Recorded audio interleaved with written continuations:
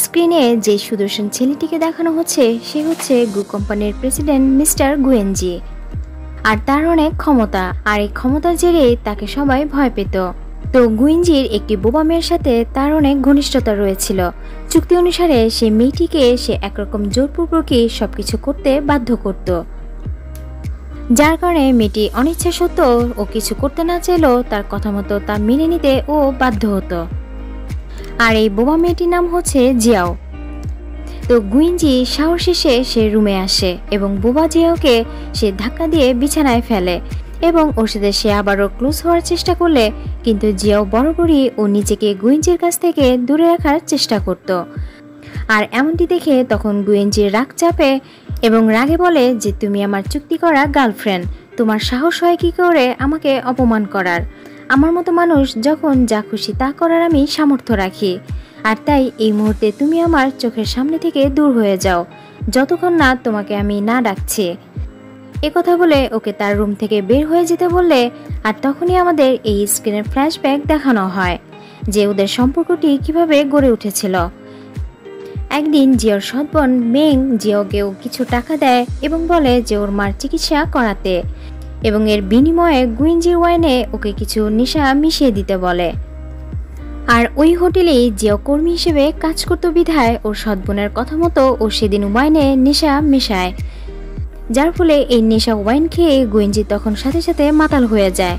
আর এই সুযোগে মেং তখন তার রুমে ঢোকে, কিন্তু গুয়েনজি টের পেয়ে ওকে রুম থেকে সে সাথে সাথে ধাক্কা দিয়ে বের করে দেয় এবং ফোন করে সে এক গ্লাস পানি চায়। তো রিসিভার জিওকে সামনে দিয়ে যেতে দেখে তখন ওই রুমে ওকে পানি নিয়ে যেতে পাঠায়। আর সে পানি নিয়ে গুয়েনজির রুমে দাঁড়ালে জিওকে দেখে গুয়েনজি ওকে টেনে সে রুমে ঢোকায় এবং ওই রাতে একসাথে তারা দুজন থাকার পর ওকে জোর করে তার চুক্তিনামায় পরদিনই ওকে সই করতে বাধ্য করে। আর এর বিনিময়ে সে ওকে অর্থ দেয়, কেননা জিওর মা খুব অসুস্থ থাকায় ও সেই বিনিময়ে টাকা গ্রহণ করে। এরপর গুয়েনজি ওকে তার চোখের সামনে থেকে চলে যেতে বললে জিও বলে যে আমার তোমার সাথে কিছু কথা আছে, আমার মায়ের সাথে তোমার দেখা করিয়ে দিতে চাই। কিন্তু গুয়েনজি বলে যে তোমার কাজ আমাকে শুধু খুশি রাখা, এর বাইরে তোমার সাথে আমার আর কোনো লেনদেন নেই। আর তখনই গুয়েনজির একটি কল আসে এবং একটি মেয়ের কণ্ঠ শোনা যায়, যেখানে মেয়েটি বলছে যে ওয়েডিংয়ের ব্যাপারে কাল গুয়েনজির সাথে সে ডিসকাস করবে। একথা শুনে তখন জিও বলে যে তুমি বিয়ে করছো কিনা, কিন্তু গুয়েনজি ওর গলা চেপে বলে যে এর বেশি জানার তোমার কোনো হক নেই এবং আজই আমাদের এই কন্ট্রাক্ট এখানেই শেষ, তুমি আর কখনোই আমার সামনে আসবে না। একথা বলে গুয়েনজি চলে যেতে গেলে জিও আবারও বলে যে আমার কিছু টাকার প্রয়োজন। তখন গুয়েনজি শুনে ওর সামনে সে ক্রেডিট কার্ডটি বের করে দেয় আর বলে যেখানে 2 মিলিয়ন টাকা আছে, যত খুশি তুমি নিয়ে চলে যাও। জিয়াও তখন অনিচ্ছা সত্ত্বেও এই নির্দয় মানুষটির টাকা ওকে চুপচাপ সব আচরণ সহ্য করে তা গ্রহণ করে নিতে হয়। এরপর জিয়া ওর মার সাথে দেখা করতে আসলে আর তখনই ওর সৎ বোন এবং সেই সৎ মা চলে আসে আর টেবিলে থাকা সেই ক্রেডিট কার্ডটি দেখে বলে যে তোর এত সাহস হয় কি করে, জিয়া ফ্যামিলি টাকা তুই খরচ করছিস। একথা বলে সাথে সাথে সৎ মা ওর গালে জোরে চড় মারলে তখন জিয়াও বলে ওঠে যে এটি আমার পরিশ্রমের টাকা, এই টাকা দিয়ে আমি আমার মায়ের চিকিৎসা করাবো। কিন্তু এই কথা শুনে মা মেয়ে বলে ওঠে যে তোর টাকা মানেই আমাদের টাকা, তোর সমস্ত কিছুই এখন আমাদের। আর এর মাঝেই তখন সৎ বোন মেং বলে ওঠে যে দিতে পারি, তবে একটি কন্ডিশন আছে, যদি আমার পরিবর্তে গু ফ্যামিলির নাতি গুয়েনকে তুমি বিয়ে করো। আর তখনই জিয়ার মনে পড়ে যে গতকাল তবে গুয়েনজিকে ওর সৎ বোনই বিয়ের ব্যাপারে কথা বলতে ফোন দিয়েছিল। আর একথা মনে হতেই তখন জিয়াও বলে যে তোমরা কি চাইছো যে আমি গুয়েনজিকে বিয়ে করি? অমনি মেং ওকে চড় মারে এবং বলে যে তোমার সাহস হয় কি করে তাকে বিয়ে করার, সে তো শুধু আমারই। আমি বলছি যে আমার পরিবর্তে তার ভাগ্নে গুয়েনকে তোমার বিয়ে করতে হবে, যাতে গু ফ্যামিলির সমস্ত প্রপার্টি আমাদের হাতে চলে আসে। কিন্তু জিয়াও এ ব্যাপারে পুরোই নাকচ করে, কেননা বিয়ে নিয়ে এই ধরনের ছেলে খেলা ও মোটেও পছন্দ নয়। তখন ওর মুখ থেকে এই ধরনের কথা শুনে তারা ওর মায়ের চিকিৎসা বন্ধ করে দেওয়ার হুমকি দেয় এবং ওর মায়ের লাশও পর্যন্ত ওকে না দেখার ভয় দেখায়।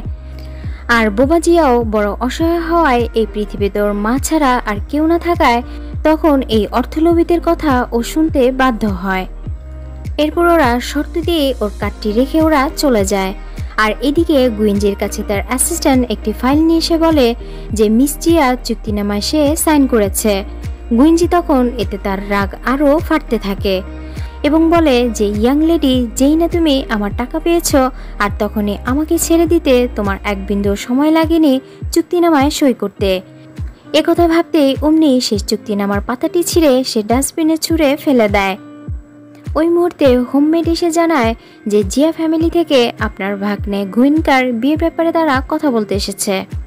কথা শুনে তখন গুয়েঞ্জি বলে যে অবশ্যই এই মেয়ের ফ্যামিলি গু পরিবারের টাকা দেখেই তারা বিয়ের প্রপোজাল নিয়ে এখানে এসেছে, নয়তো জেনে শুনে এমন প্লে বয়ের সাথে কোন মেয়ে বিয়ে দিতে তার গার্জিয়ান রাজি হবে। তখন অ্যাসিস্ট্যান্ট শুনে বলে যে তবে আপনিও এই বিয়ে নিয়ে অমত রয়েছেন। গুয়েঞ্জি তখন সে হ্যাঁ জানায় আর বলে যে মামা হিসেবে ভাগ্নের বিয়েতে উপস্থিত হওয়া আমার দায়িত্বের মধ্যেই পড়ে, নয়তো আমি কখনো চাইব না যেমন প্লে বয়কে কোনো ভালো মেয়ে বিয়ে করুক।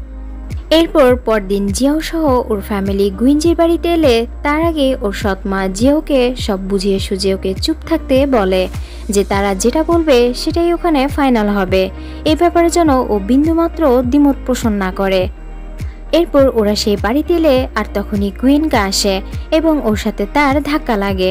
তো গুয়েনকা ওকে দেখেই বলে তবে তুমি হচ্ছে আমার সেই ফিয়ন্সি, তুমি আসলে দেখতে অনেক প্রিটি, কিন্তু ভয় নেই, আমার এই বিয়ের প্রতি তেমন কোনো ইন্টারেস্ট নেই, শুধুমাত্র আঙ্কেল ডেকেছে বিধায় আমি এখানে এসেছি, তো দেখা যাক এরপর কি হয়। কথা বলে গুয়েনকা সহ জিয়াও ভেতরে চলে গেলে গুয়েঞ্জি পেছন ফিরতেই সে জিয়াওকে দেখে পুরোপুরি অবাক হয়ে যায়, কারণ তার ভাগ্নের জন্য যে বিয়ের প্রস্তাব এসেছে সে আর কেউ নয় বরং জিয়াও। এরপর গুয়েঞ্জির বাবা মিস্টার গুসাওর সাথে এ ব্যাপারে কথা বলতে জিয়াওর সৎমা সে জিয়াওর সাথে পরিচয় করিয়ে দেয়। তখন মিস্টার গুসাও দেখে বলে যে আমার যতদূর মনে পড়ে যে গুয়েনকার বিয়ে আপনার মেয়ে মেংয়ের সাথে এঙ্গেজমেন্ট হওয়ার কথা হয়েছিল, কিন্তু জিয়াওর সৎমা সে কৌশলে প্লে বয় গুয়েনকার বউ হিসেবে সে জিয়াওকে তার নাতির বউ হিসেবে উপস্থাপন করার চেষ্টা করে আর বলে যে আপনি ভুল করছেন, আমি আমার বড় মেয়ের কথা নয় বরং আমি আমার ছোট মেয়ে জিয়ার কথাই আপনাকে বলেছিলাম। কিন্তু গ্র্যান্ডপা তো তার এমন সত্য মিথ্যার ছলচাতুরি সে বুঝে ফেলে, যার ফলে সে এমন মিথ্যা পরিবারের সাথে তার নাতির সাথে কোনোভাবেই সেই বিয়েতে মত দিতে রাজি হয় না। তখন গুয়েনকা হঠাৎ সে মাঝখান থেকে বলে ওঠে যে আমি রাজি আছি এই মেয়েকে বিয়ে করতে। তখন গ্র্যান্ডপা শুনে বলে যে বিয়ে কোনো খেলতামাশা নয়, তুমি যা বলছো তা সবকিছু ভেবেচিন্তে বলছো কি না। কিন্তু গুয়েনকে জানায় যে আমার এই বিয়েতে কোনো দ্বিমত নেই। কথা বলেই সে জিয়ার পাশে দাঁড়িয়ে বলে তাছাড়া আমরা একে অন্যকে অনেক আগে থেকে চিনি, আমাদের সম্পর্কটা অনেক আগে থেকে গভীর। জিয়া তো শুনে পুরোই হতবাক হয়ে যায়, কিন্তু এরপরও ও সেখানে চুপচাপ দাঁড়িয়ে থাকে।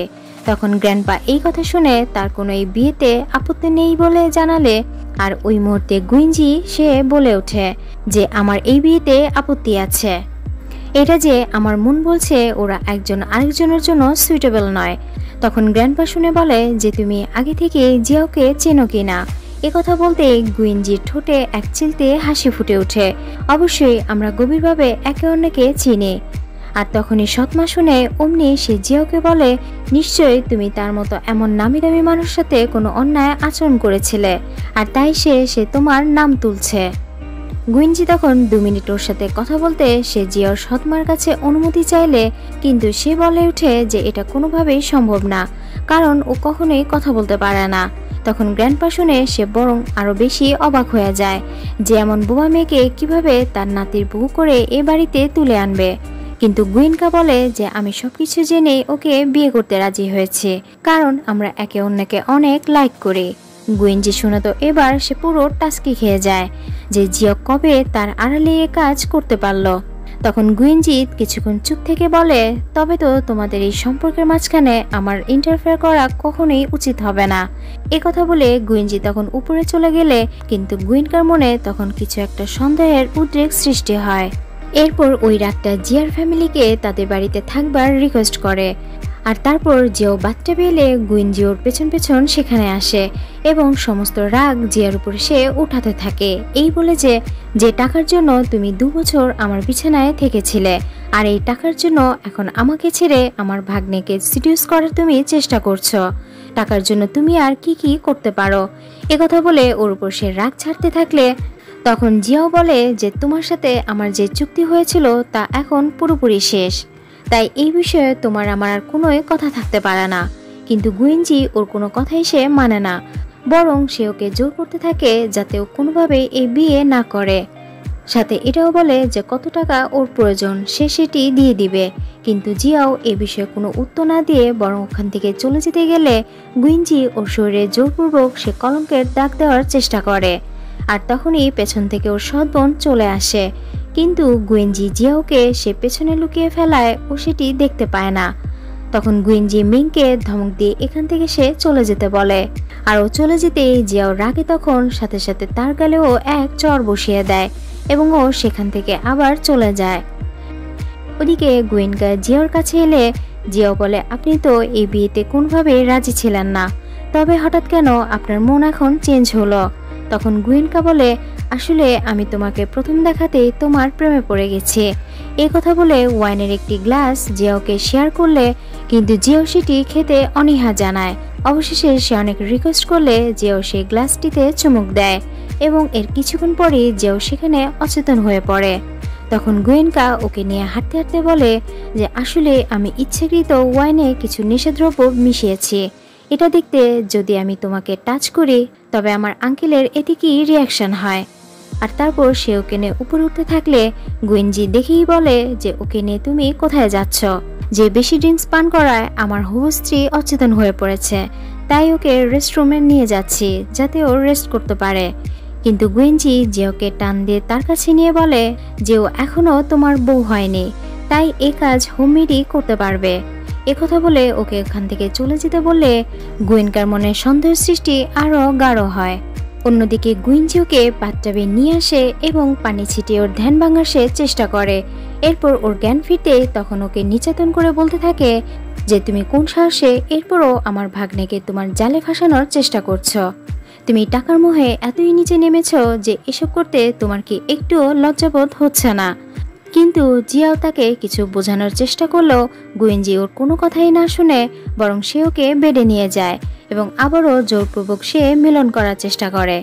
আর জিয়াও ও সেটি বাধা দিতে গেলেও বাট ও সেটি পারে না, বরং ও তার কাছে বরাবরই দুর্বল হয়ে যায়। পরদিন সকালে গুয়েনকা নিচে নামলে তখন জিয়ার পরিবার বলে গতরাতে আমাদের তো ভালো ঘুম হয়েছে, কিন্তু জিয়াওকে তো আমরা কোথাও দেখছি না।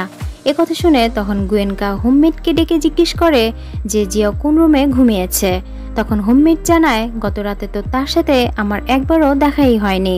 একথা শুনে তো গুয়েনকা কিছুক্ষণ সে চুপ থাকে, এরপর বলে যে আমি জানি ও এখন কোথায় আছে।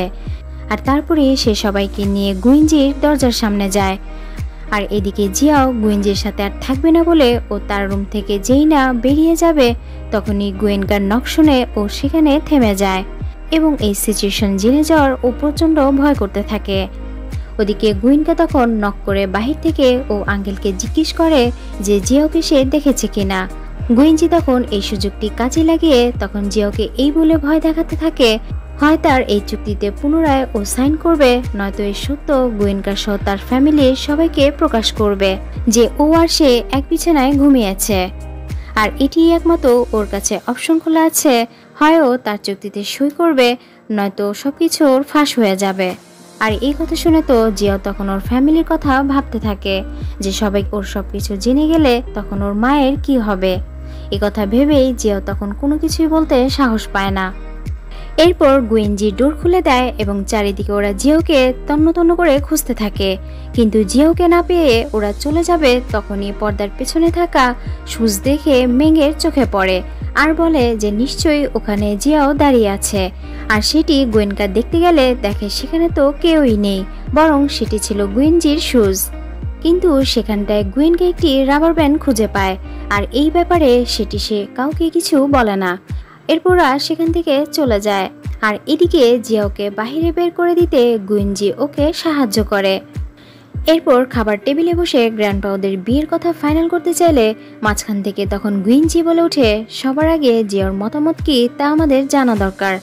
কিন্তু জিয়াও এ ব্যাপারে ও কোনো উত্তর দেওয়ার আগে ওর মা বলে ওঠে, ওর মতো বোবা মেয়ের এত বড় পরিবারে বিয়ে হচ্ছে সেটাই তো সৌভাগ্যের, এ বিষয়ে ওর কোনো কিছুই বলার নেই। আর অন্যদিকে ওর সৎ বোন ম্যাং ওর মায়ের মৃত্যুর ভয় দেখিয়ে জিয়াওকে ইশারা দিয়ে এই বিয়েতে মত দিতে ও চাপ সৃষ্টি করতে থাকে।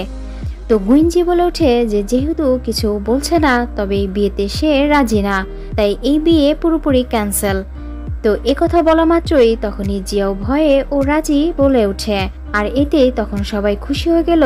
কিন্তু গুইনজির চেহারায় এক বিরক্তির ছাপ তখন প্রকাশ পায়। ওদিকে গুইনকা শুনে জানায় যে আশা করি আমাদের এই বিয়েতে আঙ্কেলের খুশি হওয়ারই কথা।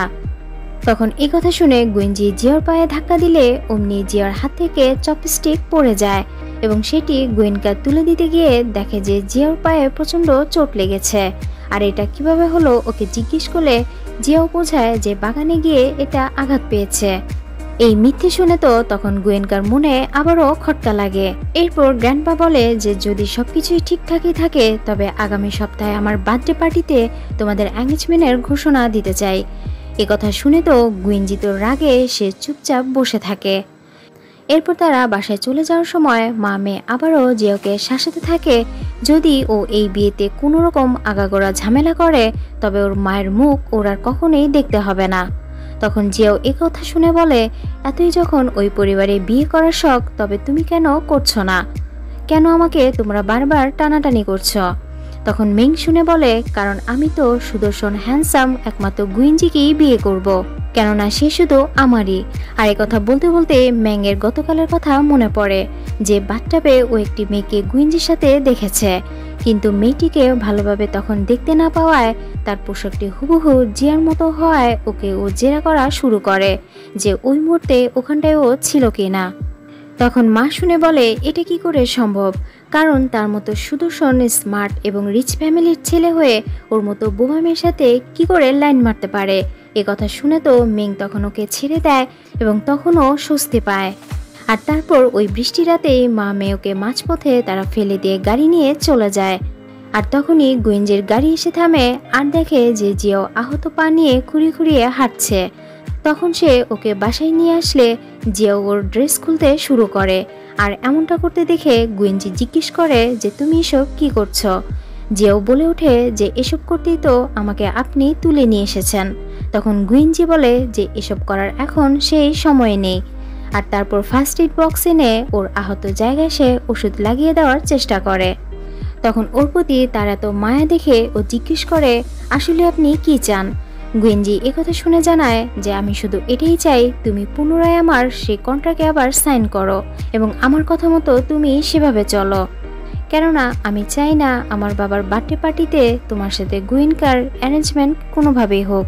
সাথে আমি এটাও চাই আমার বাবার বার্থডে পার্টিতে তোমার সাথে গুয়েনকার বিয়ে সেটি রিজেক্ট করো।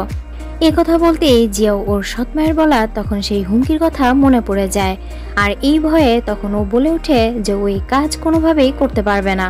কিন্তু গুইনজি তো এই শর্ত মেনে নিতে ওকে বারবারই সে ফোর্স করতে শুরু করে এবং আবারও জোরপূর্বক ওর সাথে সে ক্লোজ হওয়ার চেষ্টা করে। আর তখনই ওর ফোনে সেই গুইনকার কল আসে। গুইনজি দেখে বলে, যদি এখনও আমার শর্ত মেনে না নাও তবে গুইনকাকে আমাদের সম্পর্কের সব কথা জানিয়ে দেব। তখন ওর কল রিসিভ করতেই গুইনকা জানায় যে আজ রাতে ও ডিনারের আয়োজন করেছে, তাই সে জিয়াওকে সেখানে আসতে বলে। তখন গুইনজি শুনে গুইনকাকে কিছু বলতেই যাবে অমনি গুইনজিকে থামাতে ও তাকে লিপ কিস করা শুরু করে এবং তারপরে গুইনজি আবার ওর প্রতি সে দুর্বল হয়ে যায়। পরদিন সকালে গুইনজি আবার ওকে সে ওয়ার্নিং দিয়ে বলে, তুমি যদি এই বিয়ে না থামাও তবে আমার কাছে এর 100 উপায় আছে বিয়ে থামানোর, কেননা তাই হয় যা আমি চাই। এ কথা বলে সে জিয়াওকে জানায় অ্যাসিস্ট্যান্টকে এখনই সে চুক্তিপত্র দিয়ে পাঠিয়ে দিচ্ছে, তাতে যেন ও সই করে দেয়। আর তারপরে অ্যাসিস্ট্যান্ট ওর কাছে পুনরায় সে চুক্তিপত্র নিয়ে এলে কিন্তু জিয়াও এবার কোনো অর্থের বিনিময়েও ও তাতে সই করতে রাজি হয় না, বরং সেটি ফেরতও পাঠিয়ে দেয়। আর একথাই সে অ্যাসিস্ট্যান্ট গুইনজিকে জানালে ও এই মুহূর্তে কোথায় আছে তা জানতে চায়। তখন অ্যাসিস্ট্যান্ট বলে যে সে এই মুহূর্তে মিস্টার গুয়েনকার সাথে গার্ডেন রেস্টুরেন্টে দেখা করতে গেছে। একথা শুনে তখন গুয়েঞ্জি ওর অ্যাসিস্ট্যান্ট সহ সেখানে যায়। আর এদিকে ওদের কথোপকথনের মাঝে গুয়েনকা ওর চুল খোলা দেখে তখন ওর চুলগুলো বাঁধতে বলে। তো জিয়াও ওর চুলগুলো বাঁধার জন্য ও বারবার ব্যান্ডটি খুঁজতে থাকলে এক পর্যায়ে জানায় যে ও সেটি খুঁজে পাচ্ছে না, পরেও বেঁধে নিবে। তখন গুয়েনকা শুনে বলে যে ওয়েট, আমি তোমাকে ম্যাজিক করে সেটা এনে দিচ্ছি। আর তারপরে তার হাতটি সামনে রাখতেই জিয়াও বলে এটা তো ঠিক আমার ব্যান্ডটির মতোই হুবহু দেখতে। তখন গুয়েনকা এ বিষয়ে কিছু না বলে বরং ওর চুলগুলো বেঁধে দেওয়ার সময় জিজ্ঞেস করে যে এটা আমি আমার আঙ্কেলের বেলকনিতে পেয়েছি। একথা শুনে তো জিয়াও পুরো হচকচিয়ে যায়। গুয়েনকা এবার আবারও বলে যে আমি শুধু তোমাকে একটি প্রশ্ন করতে চাই, আমার আঙ্কেলের সাথে তোমার কি সম্পর্ক?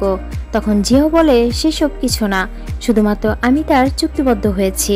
তখন গুয়েনকা বলে যে এটি কোনো বস এমপ্লয়ি সম্পর্ক কিনা। জিয়াও তাতে না জানালে তখন গুয়েনকা হেসে বলে যে তুমি ভয় পেও না, আমি এমনি জিজ্ঞেস করলাম। আমি এটাও জানি তুমি এই বিয়েতে রাজি নও, শুধুমাত্র তুমি তোমার মা বোনদের কথায় তুমি আমাকে বিয়ে করতে বাধ্য হয়েছ। একথা শুনে তখন জিয়াও জিজ্ঞেস করে যে তুমিও তো রাজি ছিলে না, তবে কেন আমাকে এই বিয়ে করতে চাচ্ছ? তুমি তো এর থেকে আরো ভালো কোনো মেয়ে পেতে পারতে। তখন গুয়েনকা এই কথা শুনে ওর হাতটি ধরে জানায় যে আমি একজন প্লে বয় হয়েও তোমাকে আমার খুবই ভালো লেগেছে, তাই আমাদের সামনের এঙ্গেজমেন্ট উপলক্ষে আসো আমরা অগ্রিম সেলিব্রেট করি। একথা বলতে না বলতেই অমনি গুয়েঞ্জি এসে উপস্থিত হয় এবং ওদের এত রোমান্স দেখে তার গা পুরোপুরি জ্বলে ওঠে। এরপর গুয়েঞ্জি জিওকে আবারও সেই চুক্তিপত্রে সই করতে বাধ্য করলে তখন গুয়েনকা বলে আঙ্কেল, আমার ফিয়েন্সি যেহেতু চাচ্ছে না তবে কেন আপনি জোর করছেন? তখন জিওকে ভয় দেখাতে গুয়েঞ্জি এই কথা বলে যেহেতু তোমার ফিয়েন্সির চুক্তিনামা আর তাই এতে কি লেখা আছে তা তোমার দেখে নেওয়া উচিত। একথা বলে ফাইলটি তার হাতে দিবে অমনি জিও সেটি টান দিয়ে নিয়ে যায়। আর সেই ফাইলে কি লেখা আছে সেটি যেন গুয়েনকা না জানে, তার জন্য ওর সাথে তার জরুরি কথা আছে বলে গুয়েনকাকে এখান থেকে চলে যেতে বলে। কারণ জিও চায় না চুক্তিনামায় কি লেখা আছে সেই বিস্তারিত গুয়েনকা জেনে যাক। এরপর গুয়েনকা ওর কথা মতো চলে গেলে জিও গুয়েঞ্জের সামনে ও হাঁটু গেড়ে বসে পড়ে আর বলে যে তুমি আমাকে তোমার থেকে মুক্তি দাও, কারণ তার সাথে আমি কথা দিয়েছি আমি তাকেই বিয়ে করব। এ কথা শোনার সাথে সাথে গুয়েঞ্জি প্রচন্ড রকমের চটে যায় এবং সে ওর গলা চেপে ধরে এবং জোরপূর্বক ওকে সেই চুক্তিপত্রে সই করায়। আর যাবার সময় বলে যে আমি ছাড়া তুমি আর কখনোই কারো হতে পারো না। এরপর জিয়াওর একটি কল আসে এবং দেখে যে ওর বান্ধবী মিন ফোন করেছে এবং ও এই খুশিতে ওকে এই খবর দিচ্ছে ও গতকাল চায়নায় ফিরেছে। আর এই আনন্দে আগামীকাল ওর বাবা মা বাসায় একটি পার্টির আয়োজন করেছে। তো জিয়াওকে ও অনেক মিস করায় ওকে কাল এই পার্টিতে আসতে বলে। জিয়াও তখন ওর মনের কষ্ট ও চেপে রেখে হাসি মুখে একথা দেয় ও কাল পার্টিতে জয়েন করবে। আর ওদিকে জিয়াওর বান্ধবী মিন নিজের জন্য একটি নেকলেস কিনতে ও জুয়েলারি শপে গেলে তখন ওর একটি এক্সপেন্সিভ নেকলেস পছন্দ হয়ে যায়। আর ওই মুহূর্তে গুয়েঞ্জি এসে বলে যে সরি, এটি রিজার্ভ হয়ে গেছে। একথা বলে সে সেটি নিয়ে যেতে চাইলে তখন মিন বলে যে এটির দাম ও 10 গুণ তাকে দিয়ে দিবে, তবুও যেন সে এটি ওকে দিয়ে দেয়।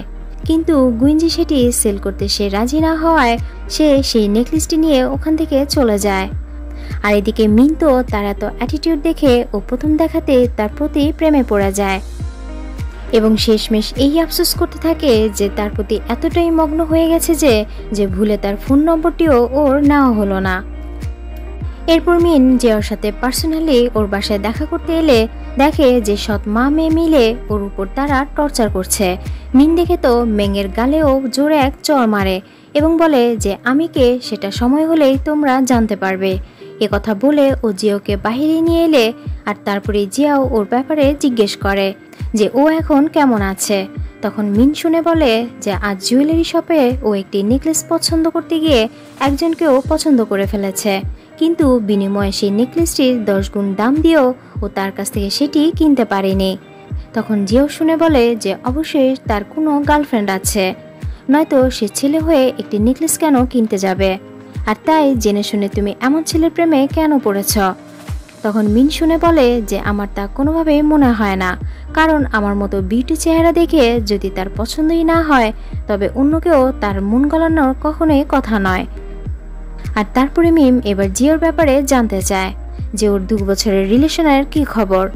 জিয়াও জানায় যে এখন তার সাথে ওর কোনোই সম্পর্ক নেই, ও তার কাছ থেকে সরে এসেছে, কারণ ওর মনে হয়েছে ও তার যোগ্য নয়। আর এর বেশি কিছু ও মিনকে কিছুই বলে না। তখন মিন শুনে ছেলেটিকে খারাপ ভেবে যাচ্ছে, তাই ও তার ব্যাপারে বলতে থাকে। এরপর কাল দেখা হবে বলে ও জিয়ার কাছ থেকে বিদায় নিয়ে চলে যায়। পরদিন বাই ফ্যামিলির পক্ষ থেকে গুইঞ্জির কাছে একটি ইনভিটেশন কার্ড আসে যে তার মেয়ে অনেক বছর পর দেশে ফিরে আসায় এই খুশিতে তার একটি পার্টির আয়োজন করেছে। তখন গুইঞ্জি কার্ডটি নিচে রেখে তার অ্যাসিস্ট্যান্টকে জিজ্ঞেস করে জিয়াকে তার প্রাইভেট হাউসে আসার জন্য নোটিফাই করেছে কিনা। অ্যাসিস্ট্যান্ট তাতে হ্যাঁ জানালে আর তারপরে জিয়াকে এসে গুইঞ্জি সেই দামি নেকলেসটি পরিয়ে দেয়। কিন্তু জিয়ার তাতেও ওর মুখে হাসি ফুটে ওঠে না, বরং ও উঠে জানায় যে ও এসব কিছুই চায় না, কেন সে সবসময় ওকে জোর জবরদস্তি করা শুরু করে। কথা শুনে গুইঞ্জির আবার মাথায় রাগ চেপে যায় এবং বলে যে আমি তোমার জন্য এত কিছু করেও তোমার মন কেন আমি পাচ্ছি না। আর তারপর ওকে সে ঘরে আটকে রেখে এই ওয়ার্নিং দিয়ে যায় যেন ঘরের বাহির না হয়। আর তারপরে সে ওকে আটকে রেখে সেই পার্টিতে চলে যায়। কিন্তু জিয়াও ভাবে ওর বান্ধবীর কথা রাখতে ওকে এখনই ঘর থেকে বের হতে হবে।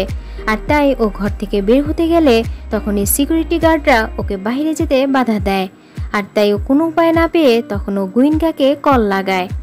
তো গুইনকা ওকে বাইরে নিয়ে আসতে হেল্প করে। এরপর গুইনকাকে জিজ্ঞেস করে যে কি হয়েছিল যে সে তোমাকে বের হতে দিচ্ছিল না। তখন জিয়াও জানায় যে একটি বিষয় নিয়ে আমাদের মধ্যে সমস্যার সৃষ্টি হয়েছিল। এরপর সে আবারও জিজ্ঞেস করে যে বাই ফ্যামিলির পার্টিতে কেন যাচ্ছে। তখন জিয়াও জানায় যে বাই ফ্যামিলির মেয়ে আমার ছোটবেলার বান্ধবী। তো জিয়াও গুইনকার ফিয়ান্সে হওয়ায় সেও সেই পার্টিতে যেতে জিয়াওর অনুমতি চায়। এরপর সেই পার্টিতে যাবার জন্য গুইনকা জিয়াওকে একটি ড্রেস দেয়।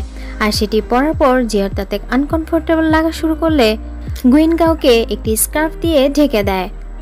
এরপর ওরা সেই পার্টিতে এলে মিন দেখেই বলে এ তো আবার তোমার সেই প্রেমিক না যে 2 বছর তোমার সাথে চিট করেছে। কিন্তু জিয়াও বোঝায় যে না, সে আমার ফিয়ান্সি, সে তার মতো এমনটা নয়। আর তার কিছুক্ষণ পরে ওর সৎ মা বোন সেখানে আসে।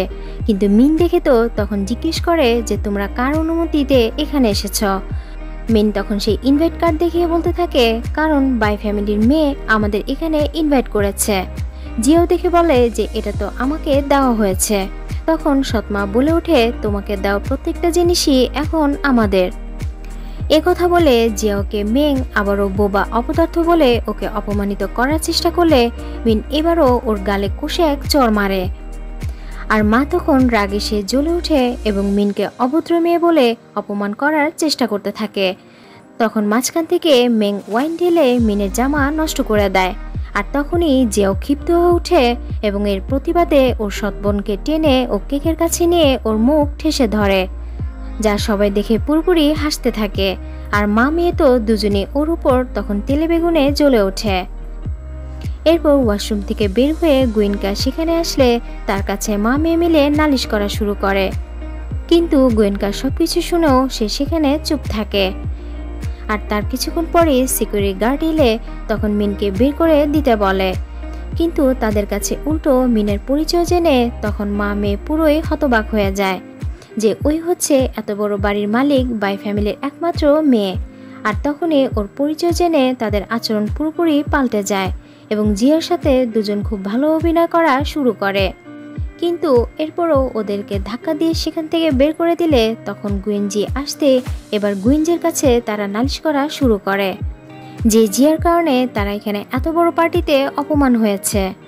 আর জিয়ার নাম শুনে তো গুইনজির মাথায় তখন রাগ চেপে যায় যে সে বারবারই ওকে নিষেধ করা সত্ত্বেও কেন ঘরের বাহির হয়েছে। আর এদিকে মেং সিম্পেথি দেখিয়ে তার কাছে আসার চেষ্টা করলে ওকে ধাক্কা দিয়ে গুইনজি ভেতরে চলে যায়। এরপর গুইনজি এসে জিয়াকে জিজ্ঞেস করে যে তুমি এখানে কার অনুমতিতে এসেছ। অন্যদিকে মিন তো গুইনজিকে আবারও দেখে ও পুরো দমে ক্রাশ খেয়ে যায় এবং খুশিতে বলে যে সেই হচ্ছে আমার স্বপ্নের রাজকুমার, কিন্তু সে এখানে এলো কিভাবে। এরপর জিয়াকে বলতে থাকে যে আমি তার কথাই তোমাকে বলেছিলাম সেদিন। অন্যদিকে গুইনজি তো গুইনকাকে দেখে জিজ্ঞেস করে যে তোমরা দুজন এখানে কেন। গুইনকা তখন জানায় আঙ্কেল মিন জিয়ার বান্ধবী হওয়ায় সেই সুবাদে ওর সাথে আমি এখানে এসেছি। আর এদিকে মিন শুনে তো ও আরও খুশি হয়ে যায় এ কথা বলে যে তবে তো ভালোই হলো, মামা ভাগ্নে একই পরিবারে হওয়ায় আমার জন্য আরো সুবিধা হবে সম্পর্কে আবদ্ধ হওয়ার। কিন্তু গুইঞ্জি তো ওর কোনো কথাই শুনেই না, বরং জিয়াকে টেনে বাহিরে নিয়ে আসে এবং ওর উপর সে চেঁচাতে থাকে কেন ও তার চুক্তিবদ্ধ হওয়া সত্ত্বেও তার আদেশও অমান্য করেছে। জিয়াও তখন তাকে এ ব্যাপারে অনেক কিছু বোঝানোর চেষ্টা করলে গুইঞ্জি ওর কোনো কথাই শুনতে চায় না। আর তখনই তার মাঝে জিয়াও কথা বলে যে আমার বান্ধবী তোমাকে অনেক পছন্দ করে, তাই আমি চাই না ও তোমার জন্য কোনোভাবে কষ্ট পাক। গুইঞ্জি শুনে তো সে হতবাক হয়ে যায় এবং বলে যে কে কি বললো তাতে আমার কিচ্ছু যায় আসে না। তুমি কি আমাকে কোনো পণ্য পেয়েছো যে যখন খুশি ছাড়বে আবার যখন খুশি ব্যবহার করবে? আর ওদের কথার মাঝে তখন সেখানে মিন চলে আসে আর বলে যে আমার বান্ধবী বোবা হতে পারে, তবে সে বধির নয়। কেন আপনি আমার বান্ধবীর উপর এভাবে চেঁচাচ্ছেন? কথা বলে তখন এটাও বলে যে আপনার ওকে কিছু বলার থাকলে আপনি আমাকে বলতে পারেন, আমি ওর কাছে পৌঁছে দিব। কিন্তু প্রত্যুত্তরে গুইঞ্জি জানায় তার কোনো প্রয়োজন নেই। কথা বলে সে চলে গেলে বান্ধবী মন খারাপ করে বলে যে সে সবসময় কেন এমন আচরণ করে, আমি কি এতটাই দেখতে অসুন্দর? তখন জিয়াও শুনে ওকে সান্ত্বনা দেয় এবং ও একদম ঠিক আছে বলে ওর প্রশংসা করতে থাকে। এরপর ওরা ভেতরে চলে এলে তখন মিন ওর ভাইয়ের সাথে জিওকে পরিচয় করিয়ে দেয়। আর ওর ভাই তো ওকে দেখা মাত্রই বলে ওঠে, আরে একে তো আমি 2 দিন আগে একটি বারে দেখেছিলাম, এ কেমন মেয়ের সাথে তুমি বন্ধুত্ব করেছ? তখন জিয়াও বলে যে ওখানে আমি কোনো খারাপ উদ্দেশ্যে যাইনি, বরং আমি সেখানে জব করতাম। কিন্তু মিনের ভাই তো জিয়াওকে নিয়ে অনেক সে খারাপ মন্তব্য করা শুরু করলে গুইঞ্জির মনে তাতে অনেক খোঁচা লাগতে শুরু করে। আর তারপর মিনের ভাই জিয়ার গায়ের সেই স্কার্ফটি টেনে সেটি খুলতে গেলে গুইঞ্জি ওর হাত ধরে এবং জিয়াও তাতে নিচ থেকে ও সেই স্কার্ফটি সরিয়ে ফেলে। আর তারপর গলায় থাকা সেই নেকলেসটি ওর বান্ধবীর চোখে পড়লে তখন ও দেখেই জিজ্ঞেস করে যে তুমি এই নেকলেসটি কোথায় পেয়েছ এবং তোমাকে কে দিয়েছে, কারণ এটা তো সেই হার যেটা আমি 10 গুণ দাম দিয়েও সেটি কিনতে পারিনি। তখন গুইনকা দেখে বলে হয়তো সেম নেকলেসই তুমি সেটি দোকানে কিনতে গিয়েছিলে। তখন মিন বলে যে না, এটি একমাত্র সেই নেকলেস যা চায়নাতে একটি মাত্রই ছিল। আর কথা বলতে বলতে ও গুইঞ্জির দিকে তাকিয়ে বলে তবে কি এ হার সে তোমাকে দিয়েছে? কথা বলে মিনোকে ভুল বুঝতে শুরু করলে তখন জিয়াও কিছু বলার আগেই ভাই অমনি বলে ওঠে তার মানে মামা ভাগ্নে মিলেই একটি মেয়েকে তারা দুজন শেয়ার করছে। কথা বলে আরো অশ্লীল কথা শুরু করলে তখন গুয়েঞ্জের মনে এবার ভীষণ রকমের দাগ কাটে এবং জিয়াওকে সেখানে অপমান হতে দেখে কথা স্বীকার করে যে হ্যাঁ আমি ওকে দিয়েছি, তবে সেটি অন্য কোনো কারণে। কেননা আমার ভাগ্নের তার ফিয়েন্সের সাথে এই প্রথম ডেটে যাওয়ার কথা থাকলেও সে ব্যাপারে খুবই অনভিজ্ঞ ছিল, তাই প্রিয় মানুষকে সে কি গিফট করতে হয় তা তার জানা ছিল না, যে কারণে মামা হিসেবে এই দায়িত্বটুকু আমাকেই পালন করতে হয়েছে। কথা শুনে তো তখন গুয়েনকার যা বোঝার সে তা বুঝলেও কিন্তু বাকিরা ব্যাপারটি সত্য জেনে তারা চুপ হয়ে যায়। আর মিন তো জিওকে ভুল বোঝায় তখন ওর কাছে এসে ক্ষমা চায় এবং ভাইকে বলে জিওর কাছে ক্ষমা চাইতে, কিন্তু ভাই তো ক্ষমা তো চাইই না, বরং উল্টোপাল্টা আরও কথা বলা শুরু করে, যার ধরুন গুইঞ্জি এবার পুরোদমে খেপে যায় এবং এলোপাতারি ওকে মারা শুরু করে, যার ফলে গুইঞ্জের এতে তার হাতটি কেটে যায়। ওদিকে মিন তো গুইঞ্জের এত লয়াল ও বীরপুরুষত্ব দেখে ও আর তার প্রেমে প্রচণ্ড রকমের ক্রাশ খেয়ে যায়। এরপর গুইঞ্জি সেখান থেকে চলে গেলে আর তারপর গুইনকা ওকে বাসায় পৌঁছে দিতে নিয়ে আসে এবং রাস্তার মাঝখানে তখন জিয়াও ওর গাড়ি থামাতে বলে আর জানায় যে ও বাকিটা পথ হেরিয়ে যেতে পারবে। এরপর নামার আগে গুইনকা ওকে একটি টেডি বিয়ার দিয়ে বলে যে এটা তোমার জন্মদিনের গিফট হিসাবে। কথা শুনে জিয়াও হেসে বলে এই প্রথম কেউ আমার জন্মদিন মনে রেখে গিফট দিয়েছে। আর এটা বলতে বলতে অমনি ওর গলার নেকলেসটি কথা মনে পড়ে যায় এবং ভাবে তবে কি এই নেকলেসটি গুইঞ্জি ওর বার্থডে গিফট হিসেবে দিয়েছিল কিনা। আর তারপরে ও সেই পুতুলটি নিয়ে বাসায় চলে আসে আর গুইঞ্জিকে এই অবস্থায় সোফায় পড়ে থাকতে দেখে তখন কথা বলে যে হয়তো তুমি আমার জন্য অনেক কিছু করেছ যেটি আমি উপলব্ধি করতে পারিনি, বরং সেটি আমারই ভুল ছিল। এবং তারপরে ও সেই কাটা স্থানে ও পরম যত্নে মলম লাগিয়ে দিতে থাকে, যা গুইঞ্জি সব নীরবে ও চুপচাপ দেখতে থাকে। আর তারপর ওর হাতটি ধরে জিয়াও সেখানেই ঘুমিয়ে পড়ে। পরদিন জিয়ার বান্ধবী শপে গিয়ে ও জিয়ার জন্য অনেক ড্রেস কিনতে থাকে, কিন্তু জিয়াও বলে যে আমার জন্য তুমি অনেক যথেষ্ট কিনেছ, এবার তোমার জন্য কেন? কিন্তু মিন বলে, আমার জন্য তো তুমিই আছো, কারণ আমার সকল কাজে তুমি আমাকে সাহায্য করবে। জিয়াও ওর এই কথার কোনো কিছু অর্থ বুঝতে না পারলে তখন মিন বলে, তুমি যেহেতু ওই পরিবারে দীর্ঘদিন ধরে আছো, তাই নিশ্চয়ই জানো তোমার ফিয়েন্সির আঙ্কেল কি পছন্দ করে, কোন ড্রেস পরে গেলে সে আমাকে পছন্দ করবে। এ ব্যাপারে তুমি আমাকে অবশ্যই হেল্প করবে, কারণ তার সাথে আমি একান্তে মিট করতে চাই। এ কথা শুনে তো জিয়ার মন তখন কেন যেন খারাপ হয়ে যায় এবং তার পছন্দের বিষয়েও কিছু জানে না বলে মিনকে বোঝানোর চেষ্টা করে। আবার এটাও বলে যে ও তার সাথে মিট করতে সাহায্য করবে। তো পরদিন গুইনজি একটি মিটিংয়ে থাকা অবস্থায় হঠাৎ তার ফোনে একটি জিয়াওর মেসেজ আসে। আর মেসেজটি দেখে ওই মুহূর্তে সে ওখান থেকে উঠে স্মার্টলি সেজেগুজে সেই রেস্টুরেন্টে দেখা করতে যায়। তো মিনকে জিয়াও ভেবে গুইনজি পেছন থেকে ডাক দিলে দেখে যে এ তো জিয়াও নয়, বরং ওরই বান্ধবী মিন। আর মিন দেখে বলে, আসলে আমি জিয়ার ফোন থেকে আপনাকে মেসেজ পাঠিয়েছি, এ ব্যাপারে জিয়াওই আমাকে সাহায্য করেছে। কিন্তু গুইনজি ওর কোনো কথায় পাত্তা দেয় না। আর এমন আচরণ দেখে তখন মিন জানায়, কেন আপনি সবসময় আমাকে এড়িয়ে চলেন? আমার মধ্যে এমন কি কমতি আছে যার কারণে আপনি সবসময় আমার সাথে এমন আচরণ করেন? আর নয়তো আপনার মনের মাঝে এমন কেউ আছে যার ধরুন আপনি আমাকে পছন্দ করছেন না? কথা বলতেই গুইনজির মনে তখন জিয়ার ছবি হঠাৎ ভেসে ওঠে, কিন্তু সে সেটি প্রকাশ করে না। হয় আপনি আপনার ভালোবাসাকে এড়িয়ে চলার চেষ্টা করছেন, নয় এটা প্রকাশ করতে আপনি ভয় পাচ্ছেন যে আপনার দুর্বলতা সে জেনে গেলে আপনাকে সে হার্ট করবে। এরপরও আরও বলে যে আপনি ঠিক আমার বান্ধবী জিয়ার মতো, যে ওর ভালোবাসার মানুষকে 2 বছর প্রেম করার পরও ও তাকে মনের কথা খুলে বলতে পারেনি। এ কথা শুনে তখন গুইনজির মনে জিয়ার প্রতি এবার আরও অনেক কৌতূহল জেগে যায় যে সে ছাড়া ওর মনে আর কোন দ্বিতীয় ব্যক্তি ছিল, যার কারণে গুইনজি ওই মুহূর্তে সে কিছু না বলে চলে গেলে। আর এদিকে মিন গুইনজির রেখে যাওয়া ফোনটি পেয়ে ও সেটি সিক্রেট জানতে মেয়েটির নম্বরে খোঁজা শুরু করে, যে সেই মেয়েটিকে যার জন্য সে ওকে রিজেক্ট করছে। এরপরও গুইনজির ফোন থেকে বেশি যেই নম্বরে কল করা হয়েছিল সেই নম্বরেও SMS করে তাকে ওর সাথে দেখা করতে বলে। আর এদিকে যেও সেই SMS পেয়ে ভাবতে থাকে যে গুইনজি হঠাৎ ওকে কেন ডাকছে, ওদের ডেটে কোনো সমস্যা হয়েছে কিনা, যার কারণে গুইনজি ওকে ডেকে পাঠিয়েছে। আর তারপরে ও ভয়ে ভয়ে সেই রেস্টুরেন্টে এলে আর দেখে সেখানে তো মিন বসে আছে। অন্যদিকে গুইনজি গাড়িতে বসে জিয়াকে কল করতে গেলে তার ফোনটি সে খুঁজে পায় না এবং হঠাৎই মনে পড়ে যে সে তার ফোনটি ওখানেই রেখে এসেছে, যার কারণে তার ফোনটি নিতে সে আবারও গাড়ি থেকে নামে।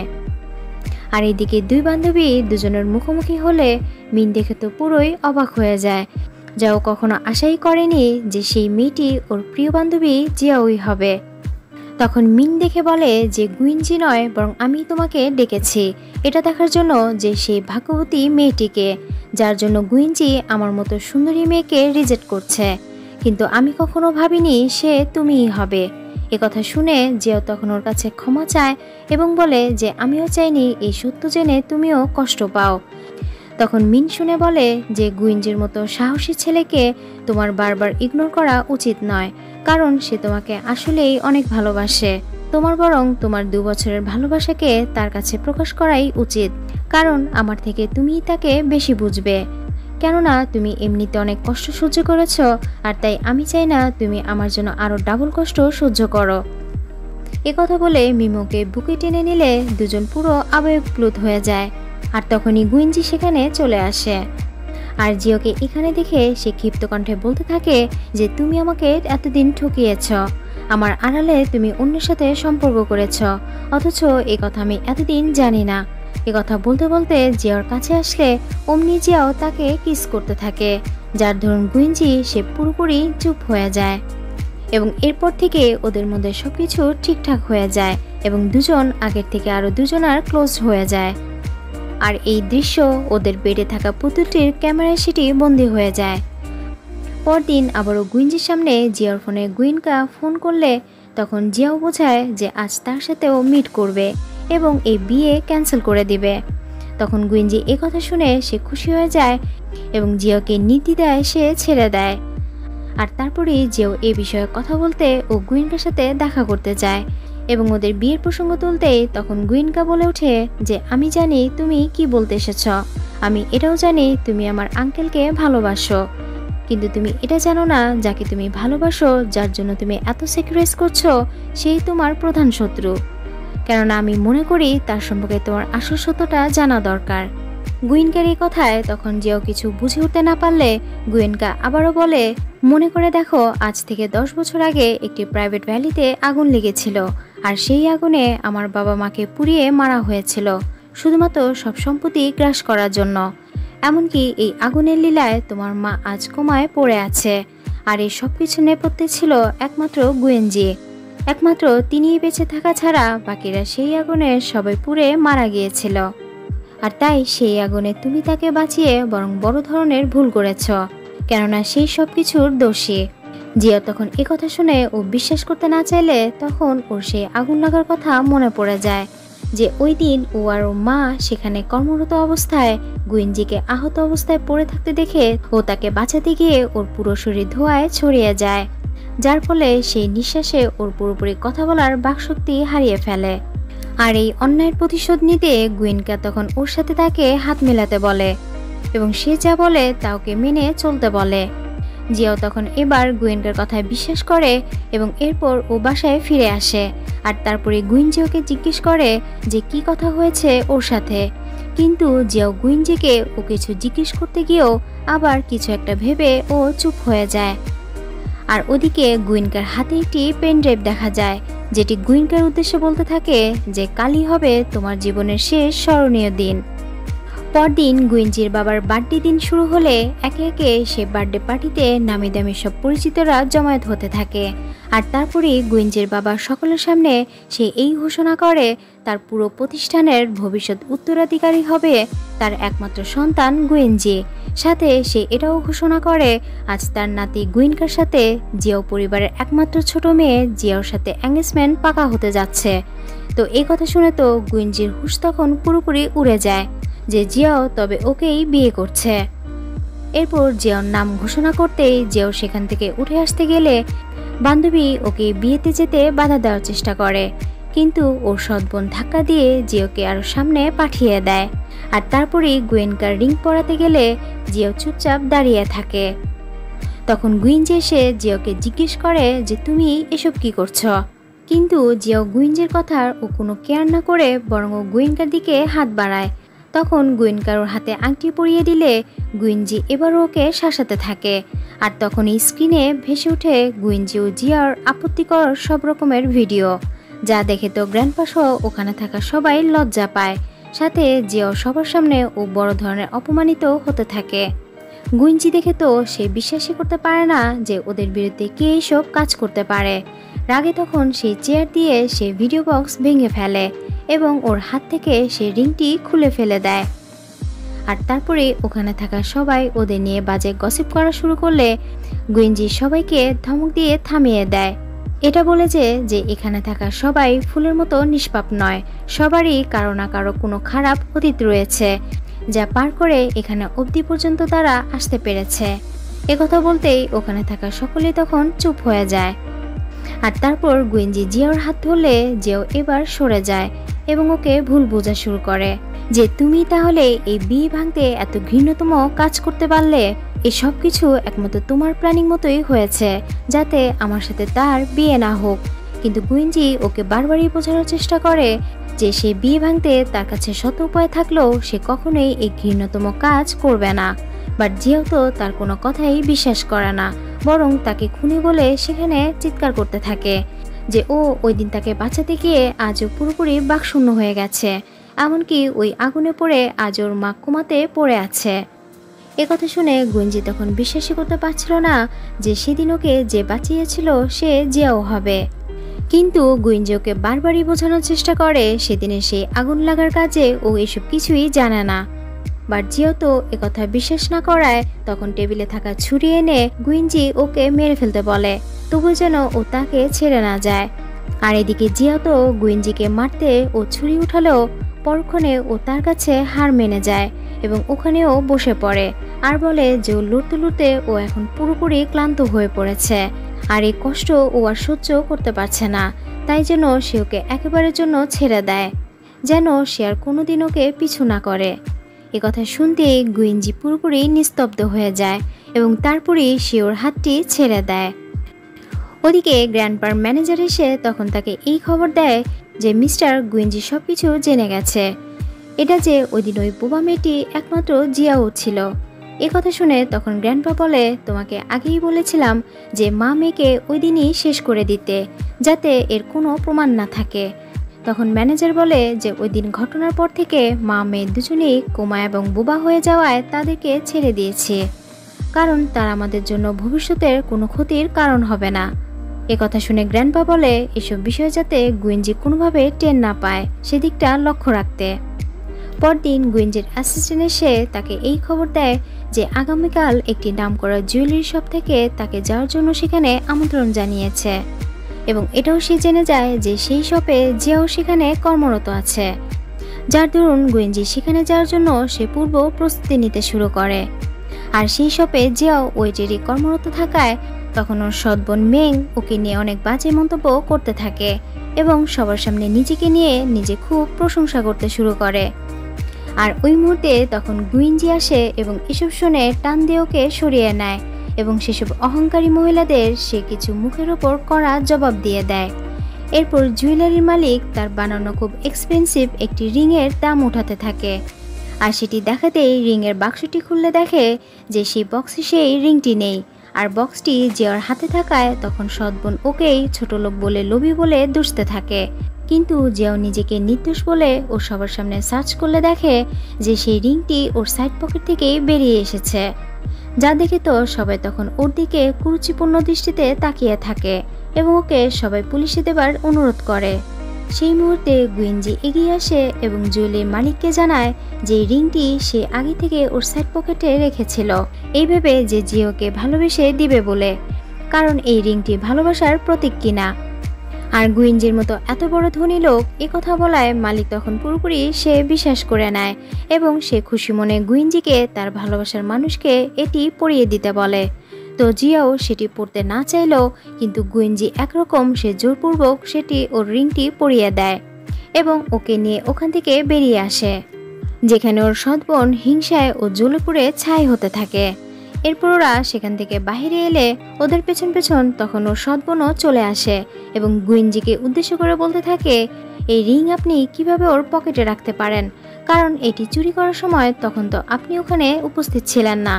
আর ওর কথার জালে ও নিজেই ফেসে গেলে গুয়েঞ্জি এতক্ষণে ওর সব চালাকি বুঝতে পারে যে জিয়াওকে চোর বানাতে এটি ওর সৎবোনেরই কাজ, যার ফলে ওকে সে পুলিশে ধরিয়ে দেওয়ার ভয় দেখিয়ে জিয়াওর কাছে ক্ষমা চাইতে বলে।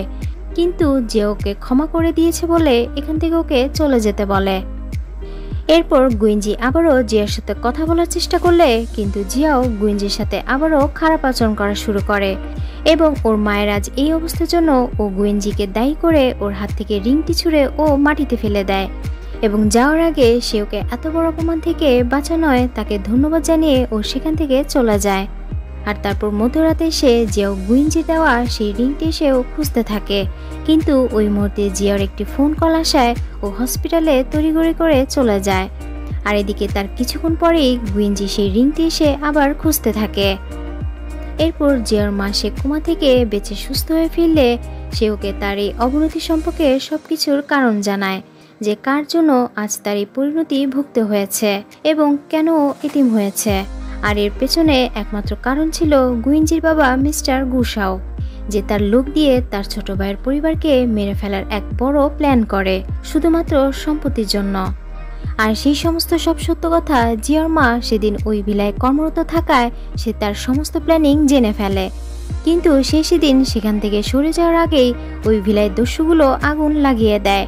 আর এইসব সত্য জেনে তখন জিয়াও ওই মুহূর্তে দৌড়ে গুয়েঞ্জির কাছে ছুটে যায়, কিন্তু গুয়েঞ্জি আবার ওকে দেখে তখন সে তার ব্যর্থ মন নিয়ে জানায় যে সে ওকে পুরোপুরি ছেড়ে দিয়েছে, ওর উপর এখন থেকে তার আর কোনো চাওয়া পাওয়া নেই।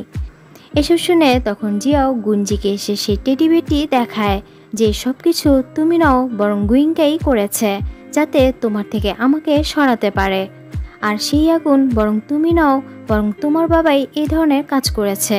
এ কথা শুনে গুয়েঞ্জি ওকে বুকে টেনে নেয় এবং পরদিনই ওরা ওর বাবার কাছে যায়।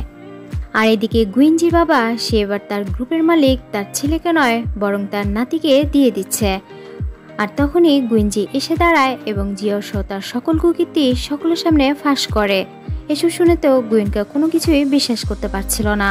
আর এদিকে এই কথা শুনে গ্র্যান্ডপার বুকে ব্যথা শুরু হলে গুয়েনজি তাকে এসব পলিটিক্স ছেড়ে বাকি দিন বিছানায় শুয়ে রেস্ট নিতে বলে। অন্যদিকে গুয়েনকা কিছুতেই এই সত্য মেনে নিতে না পারায় তখন নিজের মরণ ও নিজের হাতেই তুলে নেয়। ঠিক ওই মুহূর্তে গুয়েনজি দ্রুত বাঁচাতে ওকে হসপিটালে নিয়ে যায় এবং ডক্টর জানায় যে তাকে বিদেশ নিয়ে চিকিৎসা দিলে সে পুরোপুরি সুস্থ হয়ে উঠবে। আর একথা শুনে ওরা পুরোপুরি আশ্বস্ত হয়। আর তারপরে গুয়েনজি ওকে সেই রিংটি পরিয়ে ওকে বিয়ের প্রস্তাব করলে জিও রিংটি দেখে তো পুরো হতবাক হয়ে যায় আর বলে যে ওই হারানো রিংটি কিভাবে পেল। তখন গুয়েনজি জানায় যে ওর ফেলে দেওয়া রিংটি সেই রাতে সে সেটি গিয়ে তুলে নিয়ে এসেছে শুধুমাত্র আজকের এই দিনটির জন্য। আর এখানেই পুরো মুভিটি শেষ হয়।